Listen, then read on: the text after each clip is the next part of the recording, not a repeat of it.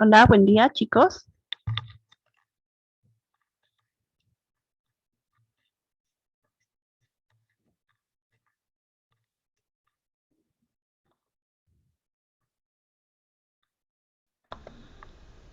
Hola, buen día. Buen día, Leslie. ¿Cómo están? ¿Ya terminaron sus exámenes? No, todavía no. Hoje é a última. Ah, ya. Entonces, a partir de la otra semana ya están libres, ¿no? Sim.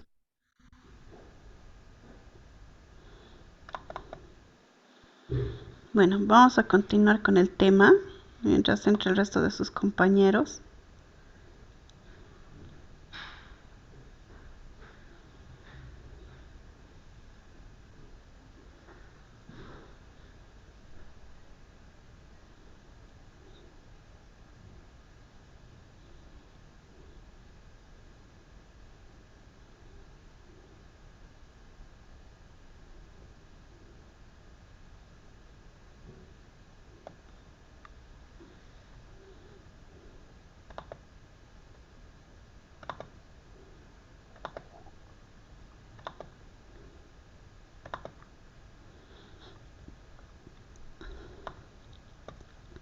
En esta sesión vamos a ver los trastornos de personalidad tipo C.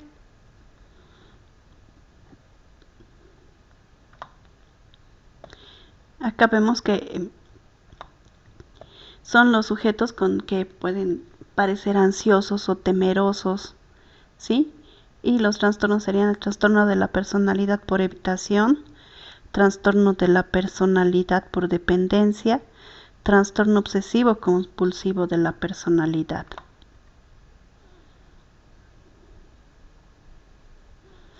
Los introvertidos, obsesivos, que interiorizan su respuesta al estrés, son pasivos, son apacibles, son cooperadores, son sumisos, son conformistas, ¿no?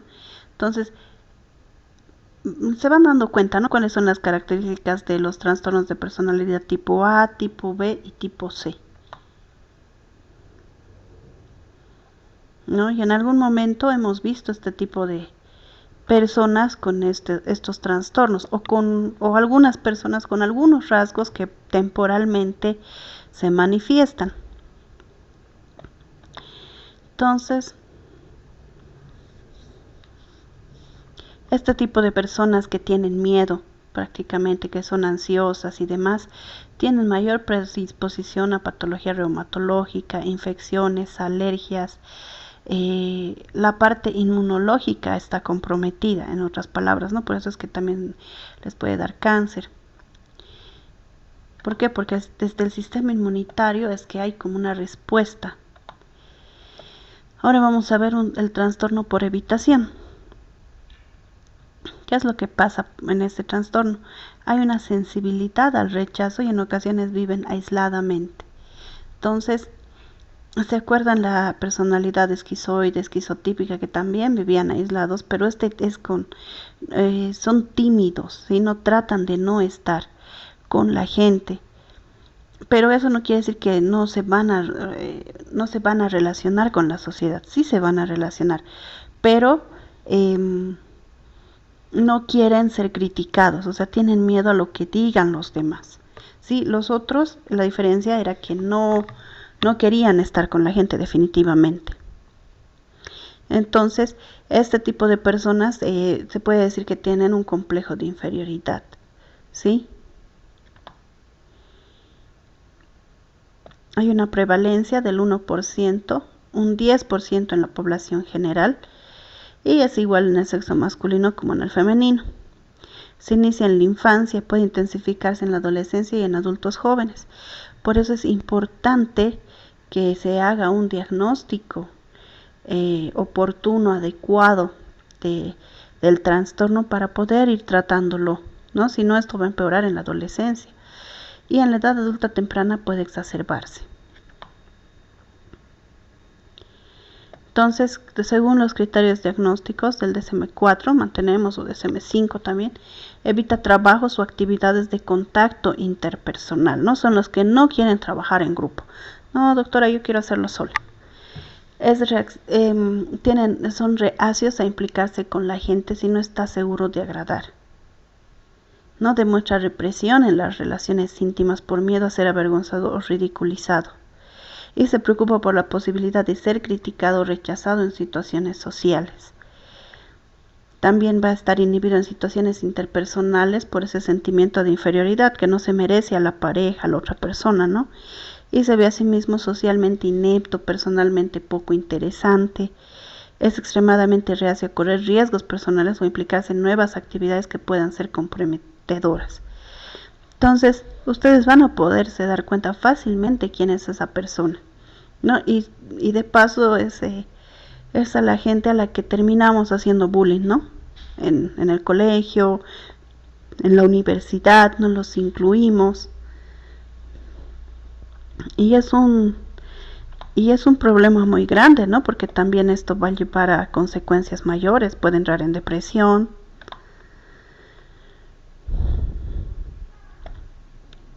Entonces acá tenemos que hacer sí o sí el diagnóstico diferencial con el trastorno esquizoide de personalidad y una fobia social, ¿no? Puede que tenga fobia más que el trastorno de la personalidad. Hay hipersensibilidad al rechazo, hay timidez, carecen de confianza, hablan de forma humilde, les asusta hablar en voz alta en público. Entonces rara vez progresan o ejercen cierta autoridad o inician una relación. Puede haber depresión, ansiedad e ira.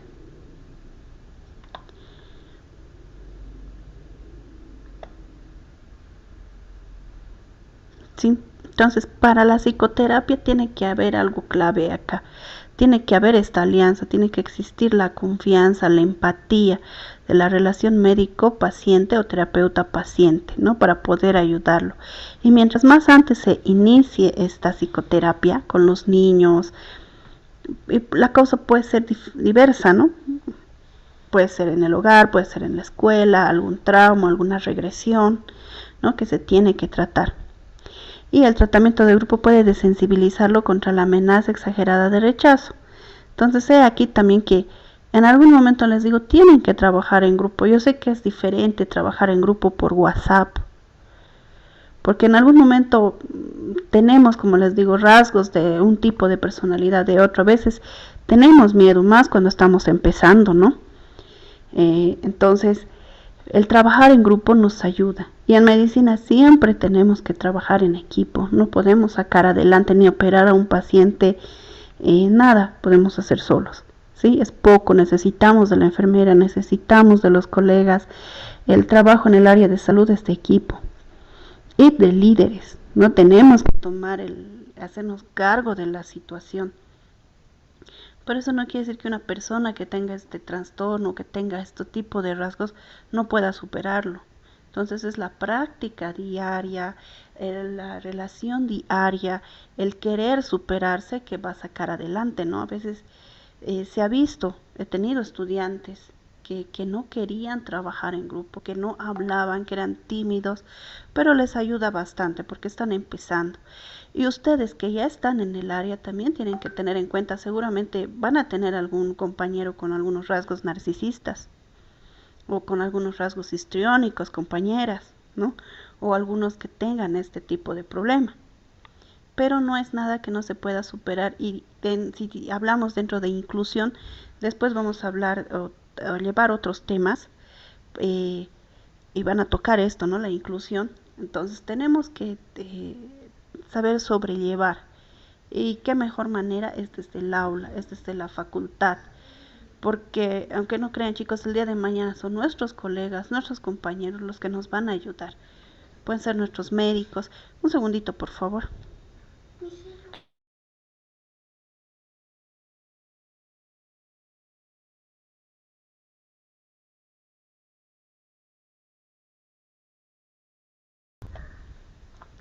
Entonces, nuestros mismos colegas, nuestros mismos compañeros, y puede que ese que esté aislado, que no esté en un grupo, sea el que más estudie, sea el que sea mejor médico, ¿no? Pero tenemos que aprovechar e incluirlo, o tenemos que incluirnos si tenemos el problema, ¿no? El llevar este tipo de trastornos de personalidad o de algunos rasgos también nos ayuda primero a nosotros mismos a decir, bueno, ¿qué es lo que pasa conmigo? Ya les dije en algún momento, el ir al psicólogo es como ir al dentista, ¿no? Necesitamos una revisión, más si estamos en esta área de salud, si estamos en la medicina.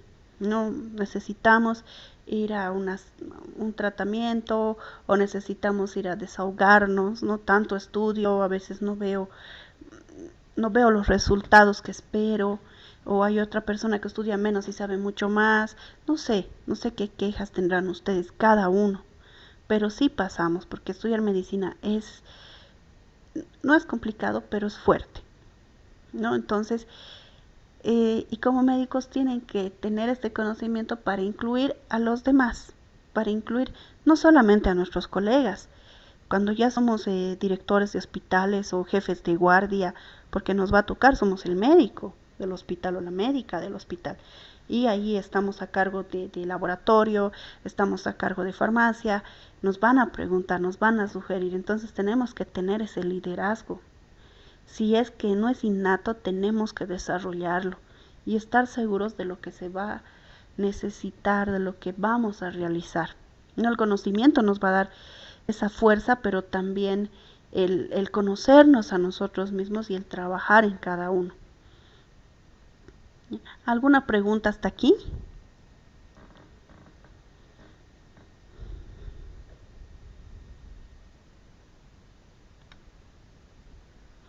Si me dan un minutito, les voy a colocar el video de ese trabajo.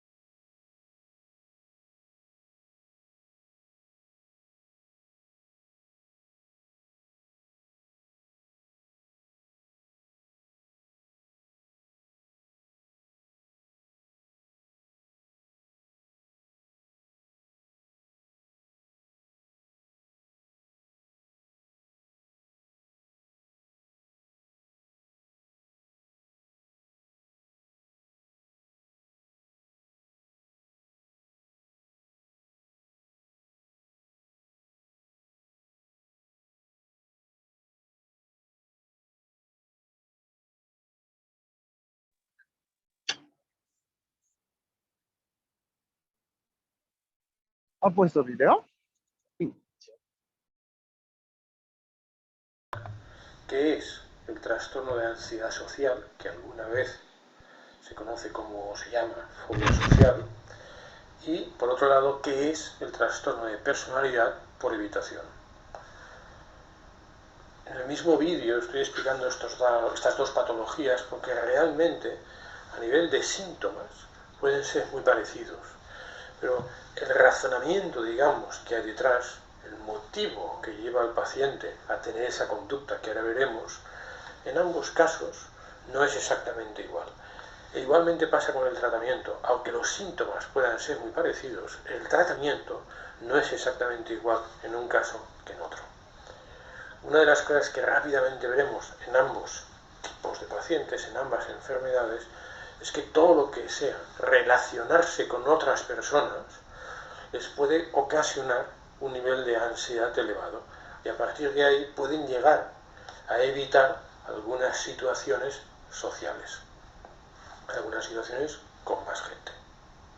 Pero ya veremos, insisto, en que lo que ha justificado que eso suceda es diferente. Voy a poner un ejemplo, y es, a una persona le dices que tiene que dar una charla en público. Ambos pacientes, con ambos trastornos, dirán que están ansiosos y, hombre, si se pudieran quitar de encima esa charla, lo harían. No obstante, la razón, lo que explicaría un paciente y otro sería diferente. El trastorno de ansiedad social diría, me cachis, mira que yo sé de este tema, mira que podría yo ayudar mucho a las personas que me estén escuchando, pero ¿y si me sube la ansiedad y a partir de ahí quedo mal? ¿Y si a partir de ahí, digamos, no puedo aprovechar al máximo mis conocimientos, mi valía, e incluso ya puestos, quedo un poco mal con estas personas que tengo delante? En cambio, en el trastorno de personalidad por evitación, el individuo lo que dirá es, uy, yo no sé hacer esto, uy, yo lo voy a hacer mal, uy, van a acabar riéndose de mí. Uno va a decir, sé, pero a ver si por culpa de la ansiedad no voy a poder hacerlo bien, e incluso va a ser desagradable para mí ese rato, e incluso a lo mejor no voy a quedar del todo bien. En cambio, en el trastorno de personalidad por evitación, lo que va a suceder es que el individuo va a tener claro que él no es adecuado para hacer esa charla, está convencido de que lo va a hacer mal y está convencido de que eso va a representar una enorme crítica, una dura crítica por parte de la audiencia. Este sería el ejemplo. ¿Qué es el trastorno de ansiedad social, a veces conocido como fobia social? El trastorno de ansiedad social es tener un gran temor o una gran ansiedad, con gran quiero decir, más elevada de lo esperable, frente a una situación social. Muchas veces, junto a este temor, junto a esta ansiedad, se añade que la persona empieza a tener muchos síntomas físicos de ansiedad que hacen su situación todavía más aparatosa. Puede ser que tenga muchas palpitaciones, puede ser que tenga mucha sudoración, puede ser que tenga tartamudeo, puede ser que tiemble, puede ser que se ponga rojo, lo que llamamos rubefacción facial. Junto a ese temor y ansiedad frente a la situación, y que quizás se añade un componente de gran ansiedad física, lo que nos encontramos es que al final el individuo está preocupado por si al final eso se va a notar y va a quedar mal frente a esas personas. Eso es el trastorno de ansiedad social. El trastorno de ansiedad social, al final, ¿qué comporta? Pues que las personas tienen tendencias, si es posible, a evitar según qué situaciones sociales, porque lo van a pasar mal. Y en el caso de no poder evitarlas, lo que van a tener es una gran ansiedad los días, los momentos previos, pensando en la próxima exposición en público que van a tener. Un dato importante es que estas personas no van a estar ansiosas frente a un grupo de personas muy conocidas por ellos. No van a estar preocupados de si lo hacen bien, si no lo hacen bien, si tienen sudoración, si no tienen sudoración. Como tienen confianza en sí mismos, en el peor de los casos, van a decir, disculpa, que me pongo rojo. O al menos va a ser la idea que van a tener frente a familiares o personas conocidas por ellos. Muy bien. Otra cosa importante es que no van a ser nada problemáticos, no van a dar problemas cuando lo que tienen que hacer es una actividad social, es decir, con más gente, donde pasan desapercibidos. Es decir, no les va a preocupar ir por la calle, haya mucha gente o poca gente, no les va a preocupar no sé, entrar en un cine donde hay mucha gente o hacer una cola con mucha gente, no les va a preocupar. ¿A qué edad empieza la fobia social o trastorno de ansiedad social? Normalmente juventud, adolescencia. Y, no obstante, podemos encontrar algunas personas en las que el inicio de la enfermedad ha sido posteriormente, ya más en la etapa adulto o adulto joven. O sea que esto es realmente infrecuente. Y en estos casos, más bien, la enfermedad aparece a partir de un hecho socialmente muy complicado para el paciente. Es decir, si el paciente se ha encontrado en alguna situación en la que su resultado final, socialmente hablando, ha sido muy negativo o ha tenido unos síntomas muy aparatosos de ansiedad, es posible que a partir de ahí llegue a tener síntomas claros de trastorno de ansiedad social. Pero, desde luego, lo habitual es que no sea a partir de un desencadenante, sino que sea, entre comillas, de una forma natural y por lo tanto que pase ya desde la infancia o la adolescencia. ¿Qué es un trastorno de personalidad por evitación? Ahora veremos que es diferente claramente al trastorno de ansiedad social. En el trastorno de personalidad por evitación, el gran problema que hay es que el individuo tiene inherente a él un sentimiento, tiene la impresión, tiene la convicción, de hecho, de que es una persona inadecuada socialmente hablando, inepto socialmente hablando. Incluso puede tener la sensación o tener la desconfianza sobre sí mismo respecto a su apariencia, respecto a su funcionamiento social. Evidentemente, si uno tiene la sensación de que a nivel social es un verdadero inepto, tiene tendencia a estar ansioso solo pensar en la relación social. Y además, evidentemente, tendrá mucho miedo y bastante convencimiento de que va a haber un rechazo, una crítica, una reprobación a todo lo que él haga o diga en público. Pero hay una tercera parte importante, y es que además es súper sensible, es decir, es hiper sensible a la crítica. Es decir, el comentario negativo de otra persona hacia él le va a resultar mucho más dañino que a cualquier otra persona. Es decir, va a tener tres componentes. El clave inicial es que hay convencimiento de inadecuación social, de inhabilidad social.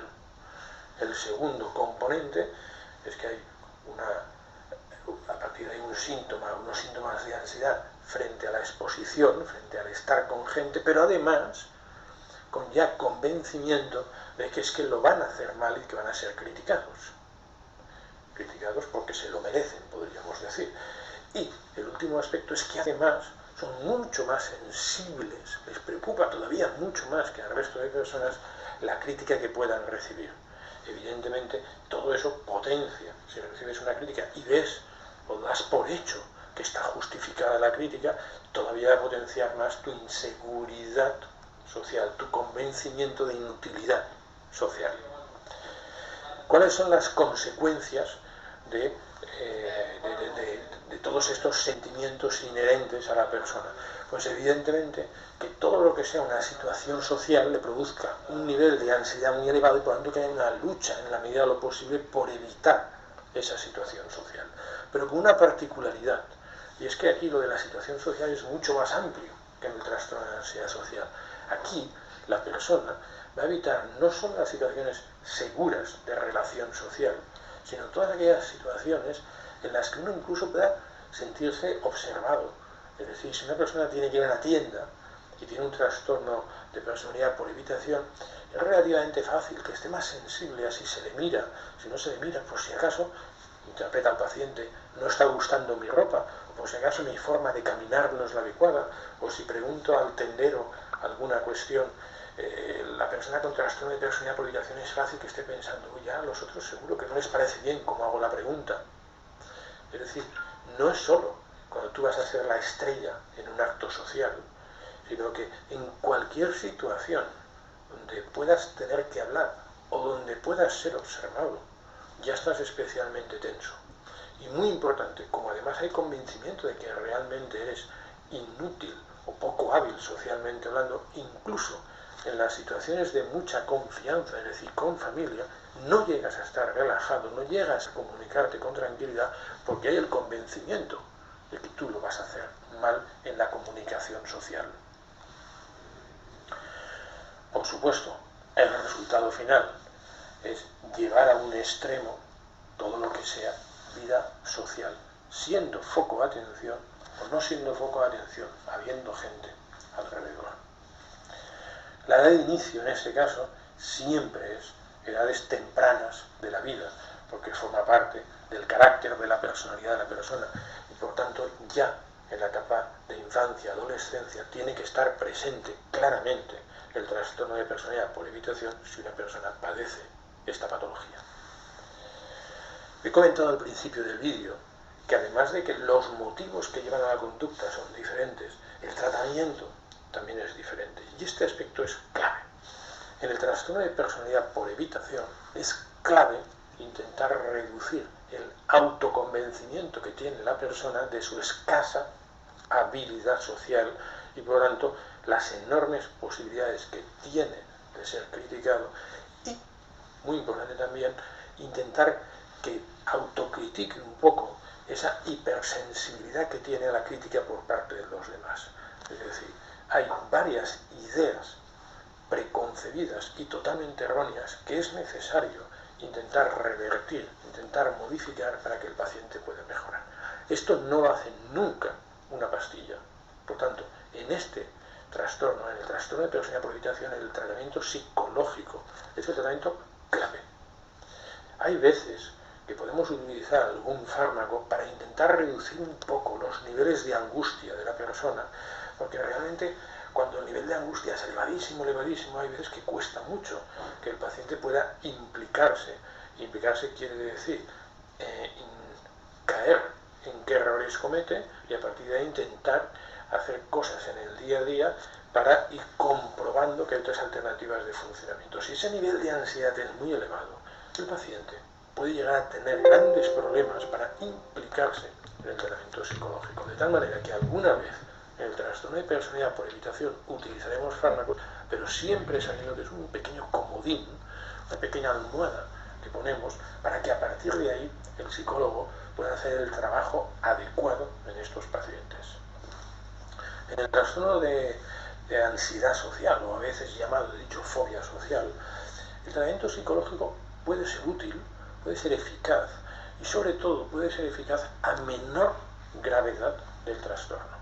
Por el contrario, a más gravedad del trastorno, es decir, que el paciente, el individuo sea consciente de que él no es un poco capacitado social, sino que lo que el paciente sabe que le pasa es que se le desborda la ansiedad, él sabe que no tiene sentido ese desborde de la ansiedad, pues este hecho de que se me desborde la ansiedad sí que puede responder claramente a fármacos. Es decir, cuando lo que hay no es una idea preconcebida de que lo voy a hacer mal, de que no voy a gustar, sino lo que hay es, me cachis, qué rabia, ahora me subirá la ansiedad, en este momento social me va a subir la ansiedad. Eso sí que responde a fármacos. Los tratamientos ideales son algunos fármacos dentro del grupo de lo que habitualmente se llaman antidepresivos. Varios fármacos del grupo de antidepresivos además son muy eficaces frente a diversos trastornos de ansiedad, por ejemplo, frente al trastorno de ansiedad social. E incluso para algún síntoma muy concreto físico que yo quiera reducir bruscamente, hay pastillas, lo que se llaman las benzodiazepinas, que pueden reducir un poco, bueno, no, bastante, no el temor a ponerme ansioso, sino cuando ya me estoy poniendo ansioso, o para evitar ponerme ansioso, hay pastillas que tomadas por boca al cabo de 20 minutos, media hora, como mucho, están haciendo efecto reduciendo las posibilidades y la intensidad, en caso de que aparezca, de los síntomas físicos de ansiedad, como he dicho antes, temblor, sudoración, palpitaciones, tartamudeo, e incluso para algún síntoma físico concreto, como es la sudoración, como es la rubefacción y como es el temblor de manos y como son las palpitaciones, hay algún fármaco no benzodiazepínico que también puede ser útil, en concreto el propanolol. Por tanto, en el trastorno de ansiedad social utilizaremos con mucha frecuencia y sobre todo a más gravedad de los síntomas, con más frecuencia, fármacos. Dentro de los fármacos, el tratamiento ideal es algunos fármacos del grupo de los antidepresivos que conseguirán que no haya temor que no haya ansiedad y sobre todo que no se desborde la ansiedad, y aún así, si en alguna ocasión queremos prevenir al máximo que se pueda desbordar, hay algunas medicaciones muy útiles para evitar el desborde de los síntomas físicos. Y estas medicaciones son fármacos del grupo de las benzodiazepinas y un fármaco no benzodiazepínico que se llama propanolol. Por último, hay que saber que alguna vez para el trastorno de ansiedad social se hace una pequeña intervención quirúrgica. Con pequeña quiero decir que es algo muy rápido y muy superficial. Esa intervención se denomina simpatectomía y consiste en cortar unas raíces nerviosas muy superficiales que son las encargadas de producir la sudoración. Por lo tanto, cuando un síntoma clave que nos interesa corregir, y no lo estamos corrigiendo de otra manera, es la sudoración bestia, por ejemplo, que dificulte a la persona dar la mano, porque sabe que suda muchísimo en la mano, por lo tanto le avergüenza muchísimo, hay una intervención quirúrgica muy sencilla, con anestesia local, que se llama simpatectomía, que hay que tener en cuenta. Nunca hay que descartar esta alternativa cuando hay un problema de sudoración muy importante. La sudoración intensísima, en medicina le llamamos hiperhidrosis. Tanto para la hiperhidrosis, el tratamiento quirúrgico que se denomina simpatectomía, cabe tenerlo siempre en mente. Creo haber explicado de una forma sucinta los aspectos más relevantes.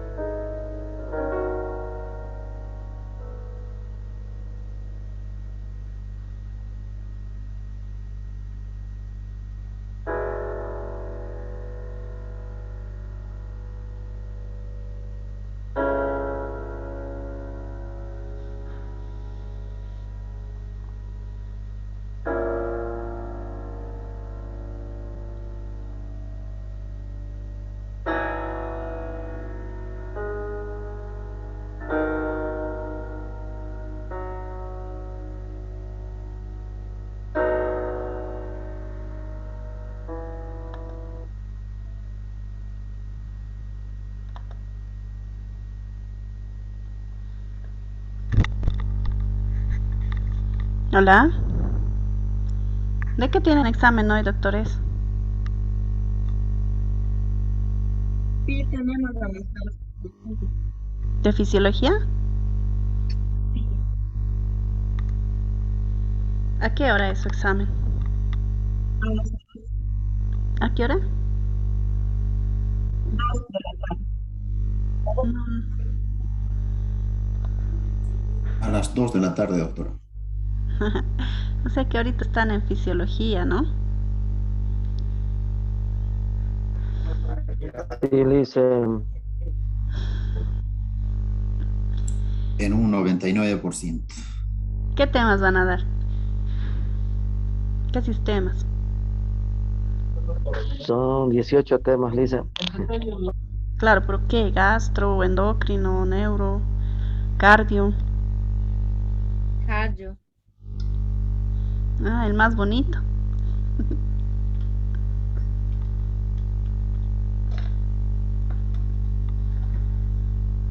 Ya, chicos, esta sesión ya se acabó. Ahora tengo que sí o sí enviar la próxima. Les voy a enviar rapidito para que nos liberemos antes, ¿ya? Yo les entiendo que están nerviosos.